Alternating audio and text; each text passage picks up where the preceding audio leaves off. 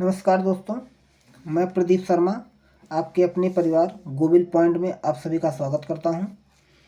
आइए, आज का टॉपिक है भारतीय राष्ट्रीय आंदोलन। और ये एक एग्ज़ाम की दृष्टि से, कोई भी एग्ज़ाम हो, ये बहुत ही महत्वपूर्ण टॉपिक है जहां से क्वेश्चन आते ही आते हैं। तो चलिए, ये 1885 से लेकर हम देश की आज़ादी तक 1947 तक पढ़ेंगे। लेकिन आज देखते हैं कहाँ तक हो पाता है। जहाँ तक भी होगा उसके अगले दिन उसके आगे से पढ़ाएंगे। चलिए देखते हैं और पढ़ते हैं बहुत अच्छे तरीके से। क्या है भारतीय राष्ट्रीय आंदोलन? भारतीय राष्ट्रीय आंदोलन 1885 से लेकर 1947 तक का समय क्या कहलाता है? भारतीय राष्ट्रीय आंदोलन। भारतीय राष्ट्रीय आंदोलन के 3 चरण हैं। कौन कौन है? उदारवादी चरण, उग्रवादी चरण और गांधीवादी चरण। उदारवादी चरण, ये बहुत ही शांत स्वभाव के नेता इसमें आते हैं, अर्थात ये लोग आंदोलन को कम महत्व देते थे। और उग्रवादी के नेता जो थे, उनका ज़्यादा विश्वास था कि हमें देश की आज़ादी मिलेगी आंदोलन करने से। और गांधीवादी, तो गांधी जी का जो समय है वो गांधीवादी चरण कहलाता है। तो उदारवादी चरण कब कब थे? उदारवादी चरण थे 1885 से 1905, और उग्रवादी 1905 से 1919, और गांधीवादी 1919 से 1947। उदारवादी के नेता, उदारवादी चरण के कुछ प्रमुख नेता कौन कौन थे? दादा भाई नौरोजी थे, फिरोज शाह मेहता जी, गोपाल कृष्ण गोखले और महादेव गोविंद रानाडे, या जिसे हम एम.जी. रानाडे जी भी कहते हैं, एम.जी. रानाडे। और उग्रवादी नेता तो लाल बाल पाल, लाला लाजपत राय, बाल गंगाधर तिलक, बिपिन चंद्र पाल और अरविंद घोष, ये उग्रवादी नेता थे। चलिए देखते हैं कांग्रेस की स्थापना। कांग्रेस की स्थापना 28 दिसंबर 1885 को गोकुल तेजपाल संस्कृत कॉलेज, ग्वालियर टैंक, मुंबई में हुआ। कांग्रेस की स्थापना कहाँ हुई? Gokul Tejpal Sanskrit college, Gwalior tank, Mumbai. इसका प्रारंभिक नाम क्या था? भारतीय राष्ट्रीय संघ या इंडियन नेशनल यूनियन, INU। और दादा भाई नौरोजी के सुझाव पर इसका नाम चेंज किया गया। क्या किया गया? भारतीय राष्ट्रीय Congress, Indian national Congress, INC। और कांग्रेस के संस्थापक कौन थे? तो एलन ऑक्टेवियन ह्यूम, जिसे हम A.O. ह्यूम के नाम से जानते हैं। और A.O. ह्यूम कहाँ के निवासी थे? स्कॉटलैंड के। और ये भारतीय सिविल सेवा के सेवानिवृत्ति ब्रिटिश अधिकारी थे, अर्थात ये रिटायर्ड अधिकारी थे, ब्रिटिश अधिकारी। और ये शिमला में रहते थे, जिसके कारण इन्हें हर्मिट ऑफ शिमला कहा जाता था। ये कहाँ रहते थे? शिमला में रहते थे, जिसके कारण इन्हें हर्मिट ऑफ शिमला कहा जाता था। और A.O. ह्यूम की एक पत्रिका है, कौन सी? जनता के मित्र। और ये कांग्रेस के प्रथम सचिव थे, जो कि 1906 तक बने रहे। और ये पक्षी विज्ञान के जनक भी थे। और इनकी मृत्यु 1912 में हो गई। तो इनके लिए बस बेसिकली A.O. ह्यूम के बारे में 2-3 बातें महत्वपूर्ण क्या कि इनकी पत्रिका कौन सी थी? वो है जनता के मित्र। और हर्मिट ऑफ शिमला किसे कहा जाता है? A.O. ह्यूम को। बस इतना ही। और ये क्या थे? ये संस्थापक थे। चलिए आगे देखते हैं, आगे क्या है। आगे है बंगाल विभाजन। बंगाल विभाजन हुआ 1905 में। इसका उद्देश्य क्या था? हिंदू और मुस्लिमों की एकता को तोड़ना। और बंगाल विभाजन का निर्णय कब लिया गया? 20 जुलाई 1905 को। इसका विरोध हुआ 7 अगस्त 1905 को, जो कि हम आप पढ़ेंगे कि स्वदेशी आंदोलन चला 7 अगस्त 1905 को। कहाँ चला? तो टाउन हॉल कोलकाता में। और बंगाल विभाजन का जो निर्णय लिया गया वो 20 जुलाई 1905 को। ये बहुत पूछा जाता है कि निर्णय 20 जुलाई 1905 को लिया गया, लेकिन लागू कब हुआ? लागू हुआ 16 अक्टूबर 1905 को। उस समय वायसराय कर्जन था। बंगाल का विभाजन 2 भागों में विभाजित हुआ, एक पूर्वी बंगाल और एक पश्चिमी बंगाल। पूर्वी बंगाल में असम आता है, जो कि एक मुस्लिम बाहुल्य क्षेत्र है और जिसकी राजधानी ढाका हुआ करती थी। और पश्चिमी बंगाल में बिहार, उड़ीसा आते हैं, जो कि हिंदू बाहुल्य क्षेत्र थे और उसकी राजधानी क्या हुआ करती थी? कोलकाता। चलिए, स्वदेशी आंदोलन की शुरुआत हुई, अभी हमने आपको बताया कब हुई स्वदेशी आंदोलन की शुरुआत? 7 अगस्त 1905 को। कहाँ हुई? टाउन हॉल कोलकाता में। और इस आंदोलन में क्या था, इस आंदोलन में कौन सा प्रस्ताव रखा गया? प्रस्ताव रखा गया बहिष्कार का प्रस्ताव, बहिष्कार प्रस्ताव रखा गया। कृष्ण कुमार मित्र के सुझाव पर जो है बहिष्कार प्रस्ताव रखा गया। और नेतृत्व कौन कौन इसकी किए? बाल गंगाधर तिलक नेतृत्व करता थे, कहाँ से? मुंबई और पुणे से। लाला लाजपत राय कहाँ से थे? पंजाब एवं उत्तर प्रदेश से। ये पंजाब और उत्तर प्रदेश में बहिष्कार प्रस्ताव का नेतृत्व कर रहे थे लाला लाजपत राय। सर हैदर अली कहाँ कर रहे थे? दिल्ली में। चिदम्बरम पिल्लई ये कहाँ कर रहे थे? ये मद्रास में कर रहे थे। और ये नेतृत्व करने के दौरान ये लोग क्या किए? एक नारा दिए जो बहुत पूछा जाता है। ये नारा आपके सामने कौन सा नारा है? वंदे मातरम, विभाजन नहीं बंगाल चाहिए। अर्थात वंदे मातरम, विभाजन नहीं बंगाल एक है। ये नारा क्या है? बहिष्कार प्रस्ताव का जो नेतृत्व कर रहे थे उस समय ये नारा आया, स्वदेशी आंदोलन के समय। विभाजन लागू के बाद क्या घटनाएं हुई? जब बंगाल विभाजन लागू हुआ कौन कौन सी घटना हुई? पूरे संपूर्ण बंगाल में क्या हुआ? शोक दिवस मनाया गया। और रविंद्रनाथ टैगोर जी के कहने पर राखी दिवस भी मनाएगी। तो चलिए आगे देखते हैं। अब आगे क्या है? बंगाल विभाजन के दौरान रविंद्रनाथ टैगोर द्वारा प्रसिद्ध गीत अमार सोनार बंगला लिखा गया, जो आगे चलकर बांग्लादेश का राष्ट्रीय गीत बना। तो बांग्लादेश का राष्ट्रीय गीत अमार सोनार बंगला किसने लिखा? रविंद्रनाथ टैगोर जी ने। बंगाल विभाजन रद्द हुआ एवं दिल्ली दरबार भी लगा। दोनों लगे कब? 1911 में।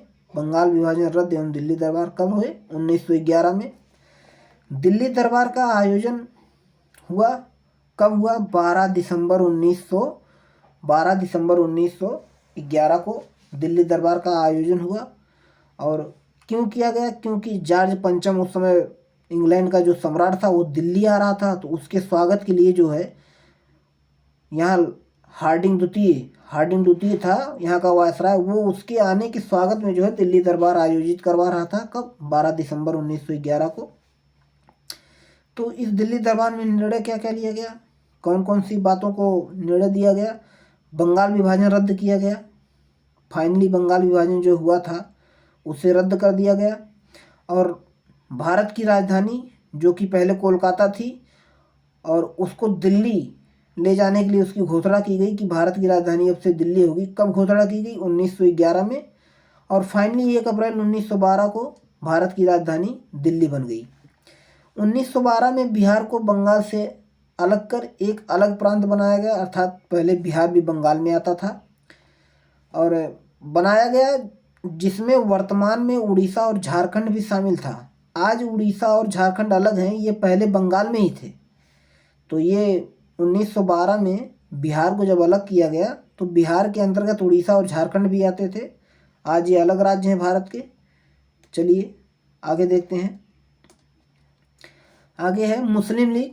मुस्लिम लीग की स्थापना 1906 में हुई और इसके संस्थापक आगा खां और सलीमुल्लाह खां थे और इसके प्रथम अध्यक्ष आगा खां थे। और मुस्लिम लीग की स्थापना जब हुई तो उस समय कुछ अधिवेशन हुए। कांग्रेस के कौन कौन से अधिवेशन थे? ये तीनों अधिवेशन बहुत ही महत्वपूर्ण है। 1906 में ढाका अधिवेशन, 1907 कराची अधिवेशन। ये मुस्लिम लीग के अधिवेशन है, कांग्रेस के अधिवेशन नहीं है। मुस्लिम लीग के अधिवेशन हुए 1906 में ढाका में, 1907 में कराची में और 1908 में कहाँ हुए? अमृतसर में। तो अमृतसर के इस अधिवेशन में पृथक निर्वाचन मंडल की मांग की गई। ये मुस्लिम लीग आपस में मांग कर रहे थे, ये उनकी मांग थी। और मुस्लिम लीग का उद्देश्य क्या क्या था? इनका उद्देश्य था ब्रिटिश सरकार के प्रति मुस्लिमों की निष्ठा बढ़ाना, अर्थात मुसलमानों की निष्ठा बढ़ाना और मुसलमानों के राजनीतिक अधिकारों की रक्षा करना। मुसलमान के जो राजनीतिक अधिकार हैं उसकी रक्षा करना, ये इनका उद्देश्य था। कांग्रेस के प्रति मुसलमानों में घृणा उत्पन्न करना, ये भी क्या था? मुस्लिम लीग का उद्देश्य था। चलिए आगे देखते हैं। 1907 का सूरत अधिवेशन। सूरत अधिवेशन क्या है? सूरत अधिवेशन में अध्यक्ष कौन थे? रास बिहारी घोष। स्थान क्या था जहां सूरत अधिवेशन हुआ? सूरत। ताप्ती नदी के किनारे यह स्थान था अधिवेशन का। परिणाम क्या आया? परिणाम आया कि कांग्रेस दो भागों में बट गई। ये बटी क्यों? विभाजन का कारण क्या था? अध्यक्ष पद को लेकर। अध्यक्ष पद को लेकर जो है कांग्रेस दो भागों में बटी। कौन कौन? गर्मपंथी और नरमपंथी। चलिए आगे 1908। ये बहुत पूछा जाता है कि सूरत अधिवेशन जो है कब हुआ? 1907 में। और उसकी अध्यक्षता कौन कर रहे थे? रास बिहारी बोस। या ये भी पूछा जा सकता है कि कांग्रेस का विभाजन कब हुआ? 1907 में। चलिए आगे देखते हैं 1908। 1908 में खुदीराम बोस को फांसी मिली। इनके बारे में पढ़ते हैं। 1908 में खुदीराम बोस और प्रफुल्ल चाकी द्वारा मुजफ्फरनगर के जज पर हमला किया जो असफल रहा। जज के ऊपर इन्होंने बम मारा या जो भी किया वो असफल रहे। घटना के बाद प्रफुल्ल चाकी ने आत्महत्या कर ली और खुदीराम बोस को 18 वर्ष की उम्र में फांसी हुई, जो कि सबसे कम उम्र में आज तक इतिहास में हुई है कि खुदीराम बोस को सबसे कम उम्र में फांसी दी गई। 1909 मार्ले मिंटो सुधार। 1909 इसी को मार्ले मिंटो सुधार कहते हैं। भारतीय परिषद अधिनियम 1909 है, इसी का नाम क्या है? मार्ले मिंटो सुधार है। उस समय वायसराय कौन थे? मिंटो थे।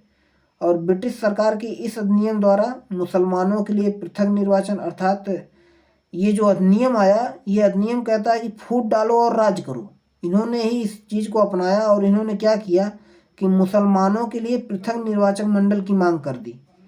तो इससे मुसलमान के मन में जो है भय पैदा हुआ और धीरे धीरे ये टूटने लगे, अलग होने के माइंड में आ गए।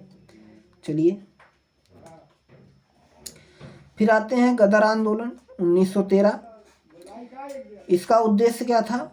भारत को अंग्रेजों से आज़ादी दिलाना, गदर आंदोलन का। और इसकी स्थापना हुई 1 नवंबर 1913 को। कहाँ हुई? San Francisco, America. और संस्थापक कौन थे? लाला हरदयाल। और इसके प्रथम अध्यक्ष कौन बने? सोहन सिंह भाकना। ये इम्पॉर्टेंट है, पूछे जाते हैं।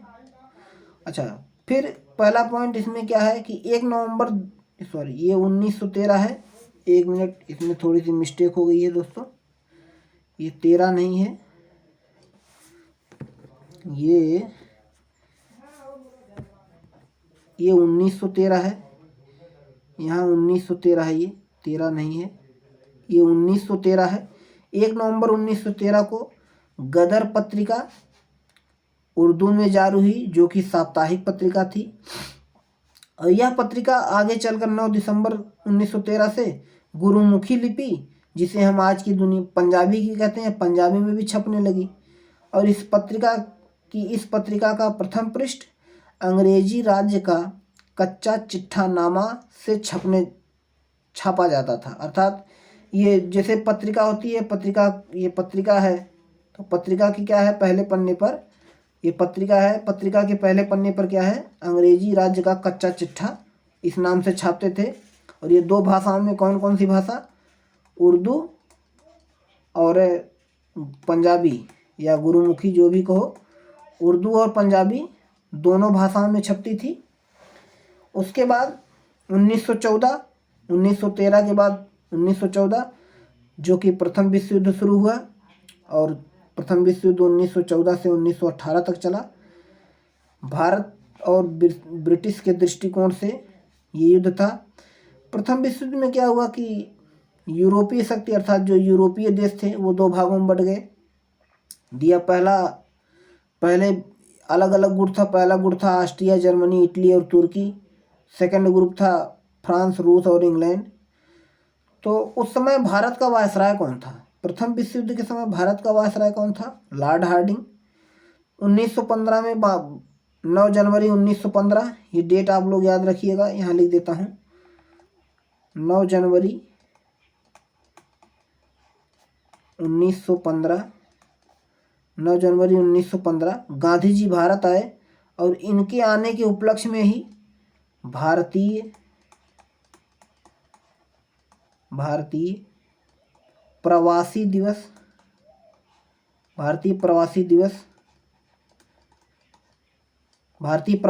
मनाया जाता है। कब? 9 जनवरी को।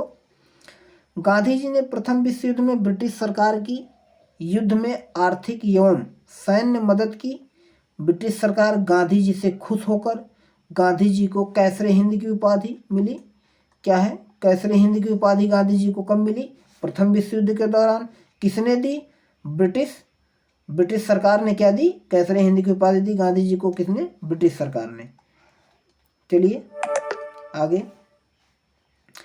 1916 लखनऊ अधिवेशन। अध्यक्ष कौन थे? अंबिका चरण मजूमदार, जिसे हम लखनऊ अधिवेशन, लखनऊ समझौता या कांग्रेस लीग अधिवेशन के भी नाम से जानते हैं।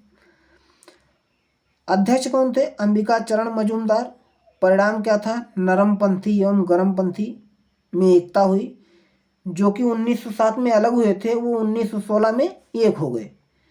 और इस अधिवेशन में कांग्रेस लीग या लखनऊ पैक्ट हुआ। कांग्रेस ने मुस्लिमों के लिए अलग निर्वाचन की मांग स्वीकार कर ली, जो कि 1909 का जो मार्ले मिंटो अधिनियम था उसमें कहा गया था कि मुसलमानों के लिए पृथक निर्वाचन। तो ये 1916 वाले में इसको स्वीकार कर लिया गया। इसी अधिवेशन में राजकुमार शुक्ल, जो कि एक बिहार से थे, उनकी भेंट गांधी जी से हुई, जिन्होंने किसानों की समस्या से गांधी जी को बताया और चंपारण आने के लिए कहा। तो गांधी जी इन्हीं के कहने पर चंपारण गए और जाके चंपारण सत्याग्रह किए थे। और 1916 में होम रूल लीग आंदोलन आया। और होम रूल का अर्थ होता है, ये आयरलैंड का शब्द है जिसका अर्थ होता है स्वशासन, अर्थात अपना शासन। और उस समय 1916 में वायसराय कौन थे? चेम्सफोर्ड। होम रूल आंदोलन दो लोगों ने चलाया है। सबसे पहले तिलक जी, मतलब बाल गंगाधर तिलक, और दूसरी तरफ एनी बेसेंट, इन्होंने भी होम रूल चलाया। बाल गंगाधर तिलक जो होम रूल चलाए वो महाराष्ट्र, कर्नाटक में चलाए, जिसका मुख्यालय बेलगाम था। और स्थापना कब हुई थी? 28 अप्रैल 1916। कहाँ हुई थी? महाराष्ट्र में। और इनका उद्देश्य क्या था? इनका उद्देश्य था स्वराज की स्थापना करना। और इन्होंने एक कथन भी दिया, अर्थात नारा भी दिया, स्वराज्य मेरा जन्मसिद्ध अधिकार है और मैं इसे पाकर ही रहूँगा। ये बेसिकली इसी आंदोलन के तहत जो है बाल गंगाधर तिलक जी ने यह नारा दिया था। और यहाँ फिर देखिए एनी बेसेंट का जो होम रूल लीग था, उनका क्षेत्र क्या था? मद्रास, तमिलनाडु। और मुख्यालय क्या था? अडयार, मद्रास में। और स्थापना हुई 1 सितंबर 1916 को। कहाँ हुई? मद्रास में। और इनका उद्देश्य क्या था?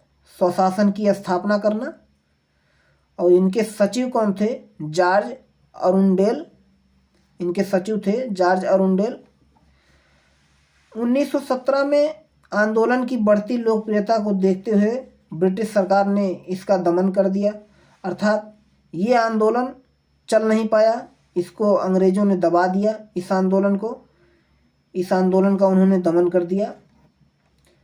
अब इसके बाद आएगा 1917, जहाँ की गांधी जी का कार्यक्रम शुरू हो जाएगा। तो चलिए अब उसको कल पढ़ते हैं। आज के लिए इतना ही। आप सभी को वीडियो पसंद आया हो तो प्लीज़ इसको लाइक करिए, शेयर करिए, सब्सक्राइब करिए, और जहाँ से जहाँ तक हो सके हमारा सपोर्ट करिए। जय हिंद, जय भारत।